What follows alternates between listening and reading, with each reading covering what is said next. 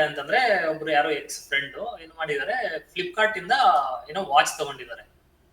Watch ತಗೊಂಡಾದ್ಮೇಲೆ ಏನಾಗಿದೆ, ಅದು watch ಚೆನ್ನಾಗಿಲ್ಲ, ಅವ್ರಿಗೇನೋ ಲೈಕ್ ಆಗಿಲ್ಲ. ಏನ್ ಮಾಡ್ಬೇಕು, ರಿಟರ್ನ್ ಮಾಡ್ಬೇಕು ಅದನ್ನ. ಸೊ ಅವ್ರೇನ್ ಮಾಡಿದಾರೆ, ರಿಟರ್ನ್ ಮಾಡಿದ್ದಾರೆ. ಬಟ್ ಏನಾಗಿದೆ, ರೀಫಂಡ್ ಆಗಿಲ್ಲ. ಇದನ್ನ ಒಂದ್ ವಾರ ತಗೊಳುತ್ತಲ್ವಾ ಟೈಮು. ಸೊ ಅವ್ರೇನ್ ಮಾಡಿದಾರೆ, ಗಾಬರಿ ಬಿಟ್ರು, ಇನ್ನೂ ರೀಫಂಡ್ ಆಗಿಲ್ಲ, 2 ದಿನ ಆದ್ಮೇಲೆ ರೀಫಂಡ್ ಆಗಿಲ್ಲ, ಹಂಗೆ ಹಿಂಗೆ ಅಂತ. ಏನ್ ಮಾಡಿದಾರೆ, ಇವಾಗ ಕಸ್ಟಮರ್ ಕೇರ್ ಮಾಡ್ಬೇಕಲ್ವಾ. ಅವರು ಫ್ಲಿಪ್ಕಾರ್ಟ್ ಅಲ್ಲೇ ಕಸ್ಟಮರ್ ಕೇರ್ದು ಇರುತ್ತೆ, ಎಲ್ಲ ಹೆಲ್ಪ್ ಡೆಸ್ಕ್ ಅದರಲ್ಲೇ ಎಲ್ಲ ನಂಬರ್ ಇರುತ್ತೆ. ಬಟ್ ಅಲ್ಲಿ ನೋಡಿಲ್ಲ. ಏನ್ ಮಾಡಿದ್ದಾರೆ, ಗೂಗಲ್ ಅಲ್ಲಿ ಹೋಗ್ಬಿಟ್ಟು ಫ್ಲಿಪ್ಕಾರ್ಟ್ ಕಸ್ಟಮರ್ ಕೇರ್ ಅಂತ ಸರ್ಚ್ ಮಾಡಿದ್ದಾರೆ. ಅಲ್ಲಿಂದ ಒಂದ್ ನಂಬರ್ ಸಿಕ್ಕಿದೆ.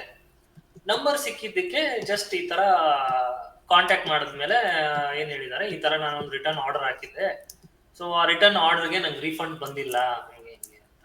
ಹೌದಾ, ನಾವು ಚೆಕ್ ಮಾಡ್ತೀವಿ ಅಂತ ಅವ್ರ ಬಾಯಿಂದಾನೆ ಹೇಳ್ಸಿದ್ದಾರೆ ಎಲ್ಲ, ಏನು ಆರ್ಡರ್ ಮಾಡಿದ್ರಿ, ಏನ್ ತಗೊಂಡಿದ್ರಿ. ಸುಮ್ನೆ ಆರ್ಡರ್ ನಂಬರ್ 1 2 3 ಈ ತರ ಸುಮ್ನೆ ಬಿಲ್ಡಪ್ ತರ ಅವ್ರು ಕೊಟ್ಟಿದ್ದಾರೆ. ಕೊಟ್ಟಾದ್ಮೇಲೆ ಆಯ್ತು, ಇನ್ನೇನು ಇವ್ರಿಗೂ ಏನ್ ಅನ್ಸಿದೆ, ಆಯ್ತು ಏನೋ ರಿಫಂಡ್ ಮಾಡ್ತಾರೆ, ಇನಿಶಿಯೇಟ್ ಮಾಡ್ತೀವಿ ರಿಫಂಡ್ ಅಂತ ಹೇಳಿದ್ದಾರೆ. ಅವತ್ತು ಹೇಳಿದ್ದಾರೆ, ಇನ್ ವಿದಿನ್ ಹಾಫ್ ಅನ್ ಅವರ್ ನಿಮ್ಗೆ ರಿಫಂಡ್ ಆಗುತ್ತೆ ಅಂತ ಹೇಳಿದ್ದಾರೆ. ಸೊ ಹಾಫ್ ಅನ್ ಅವರ್ ಆಯ್ತು, ಬಂದಿಲ್ಲ ಇನ್ನ. ಮತ್ತೆ ರಿಟರ್ನ್ ಅದಕ್ಕೇನೆ ಕಾಲ್ ಮಾಡಿದ್ದಾರೆ ಇವರು. ಸೊ ರಿಟರ್ನ್ ಕಾಲ್ ಮಾಡಾದ್ಮೇಲೆ ಅವ್ರೇನಂದಿದ್ದಾರೆ, ಹೌದಾ ರೀಫಂಡ್ ಆಗ್ತಿಲ್ವಾ, ನಾವು ನಿಮ್ಗೊಂದು ಮೆಸೇಜ್ ಕಳಿಸ್ತೀವಿ, ಅದನ್ನ ಒಂದು 5 ಜನಕ್ಕೆ ಫಾರ್ವರ್ಡ್ ಮಾಡಿದ್ರೆ ನಿಮ್ಗೆ ರೀಫಂಡ್ ಆಗ್ಬಿಡುತ್ತೆ ಅಂತ ಹೇಳಿದ್ದಾರೆ. ಆಯ್ತಾ. ಬಟ್ ಇದು ಸ್ಕ್ಯಾಮ್ ಆಗಿರೋರು ಎಂತವ್ರು ಅಂತಂದ್ರೆ, ಇಂಜಿನಿಯರಿಂಗ್ ಓದ್ತಿರುವಂತ ವ್ಯಕ್ತಿ, ನಾಲೆಜಬಲ್ ಪರ್ಸನ್ ಏನೆ, ಒಳದಿಲ್ಲ ತಲೆಯಲ್ಲಿ. ನಾನು ಯಾರಿಗಾದ್ರೂ ಎಸ್ ಎಂ ಎಸ್ ನ ಫಾರ್ವರ್ಡ್ ಮಾಡಿದ್ರು ಸ್ಕ್ಯಾಮ್ ಆಗ್ತೀನಿ ಅನ್ನೋದು ಬಂದೇ ಇಲ್ಲ ತಲೆಯಲ್ಲಿ. ಯಾಕಂದ್ರೆ ಇದುವರೆಗೂ ಆ ತರದ್ ಕೇಳಿಲ್ವಲ್ಲ ಎಲ್ಲೂ. ಅವ್ರ ಏನೋ ಒಂದು ಲಿಂಕ್ ಏನೋ ಒಂಥರ ಶೇರ್ ಮಾಡಿದ್ದಾರೆ. ಜಸ್ಟ್ ಇವರು 3 ಜನಕ್ಕೆ ಅಷ್ಟೇನೆ ಅದನ್ನ ಫಾರ್ವರ್ಡ್ ಮಾಡಿರೋದು. ಅಕೌಂಟ್ ಅಲ್ಲಿ 1800 ರೂಪಾಯಿ ಇದ್ದಿದ್ದು, ಅಷ್ಟೇ ಇದ್ದಿದ್ದು ಅಕೌಂಟ್ ಅಲ್ಲಿ. ಎಲ್ಲಾ ಸ್ವಾಹ, ₹1 ಬಿಟ್ಟಿಲ್ಲ ಅವರು. 3 ಜನಕ್ಕೆ ಜಸ್ಟ್ ಮೆಸೇಜ್ ಶೇರ್ ಮಾಡಿ. 3 ಜನಕ್ಕೆ ಅಷ್ಟೇ, 5 ಜನಕ್ಕೆ ಮಾಡ್ಬೇಕಿತ್ತು. ಯಾರೋ ಅವ್ರ ಫ್ರೆಂಡ್ಸ್ ಅಲ್ಲೇ 3 ಜನ ಇದ್ದ ಜೊತೆಗಿರೋರ್ಗೆನೆ 3 ಜನಕ್ಕೆ ಶೇರ್ ಮಾಡ್ಬಿಟ್ಟು, 3 ಜನಕ್ಕೆ ಶೇರ್ ಮಾಡ್ತಿದ್ದಂಗೆ ಇದ್ದಿದ್ದು ಏನ್ ಅಕೌಂಟ್ ಅಲ್ಲಿ ಇತ್ತು ಎಲ್ಲ ₹1 ಉಳಿಸಿಲ್ಲ, ಕಂಪ್ಲೀಟ್ಲಿ ಗಾನ್.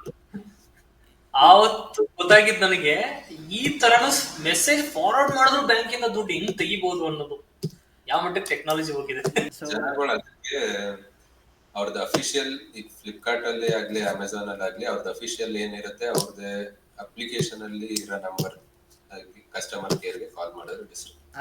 ಅದಕ್ಕೂ ಒಂದು ಪ್ರಾಬ್ಲಮ್ ಕ್ರಿಯೇಟ್ ಮಾಡಿದ್ದಾರೆ ಗೊತ್ತಾ. ಈಗ ಅಮೆಝಾನು, ಫ್ಲಿಪ್ಕಾರ್ಟು, ಜೆಪ್ಟೋ, ಝೊಮ್ಯಾಟೊ ಯಾವುದೇ ಇಟ್ಕೋ, ಈಗ ಹ್ಯೂಮನ್ ಇಂಟ್ರಾಕ್ಷನ್ ಕಮ್ಮಿ ಮಾಡೋಕ್ಕೋಸ್ಕರ ಫೋನ್ ನಂಬರ್ಸ್ನೇ ಹೈಡ್ ಮಾಡ್ತಿದ್ದಾರೆ.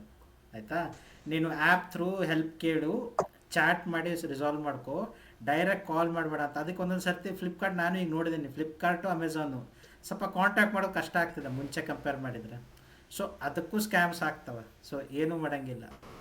ಹೌದು, ಅವರು ನಾರ್ಮಲ್ ಫಸ್ಟ್ ಚಾಟ್ ಅದು ಏನು, ನಾವು ಕ್ವಶನ್ ಹಾಕೋದಿರಲ್ಲ, ಫಸ್ಟ್ ಅವರೇ ಲಿಸ್ಟ್ ಆಫ್ ಕ್ವಶನ್ಸ್ ಇರುತ್ತೆ, ಅದರಲ್ಲಿ ಯಾವ್ದಾದ್ರು ಚೂಸ್ ಮಾಡ್ಬೇಕು. ಅದಿಲ್ಲ ಅಂದ್ರೆ ಮತ್ತೆ ಅದರ್ಸ್ ಏನೇನೋ ಮಾಡಿ ಸರ್ಕಸ್ ಮಾಡಿ ಟಿಕೆಟ್ ರೈಸ್ ಮಾಡ್ಬೇಕು.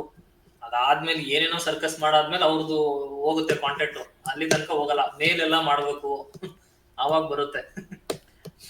ಓಕೆ, ಇದು ಒಂದು ಥರ ರೀಫಂಡ್ ಸ್ಕ್ಯಾಮ್ ಆಯಿತು. ಇದು ಯಾರ ಜೊತೆಗೆ ಬೇಕಾದರೂ ಆಗ್ಬೋದು, ಸ್ವಲ್ಪ ತಲೆ ಓಡಿಸ್ಬೇಕಷ್ಟೆ.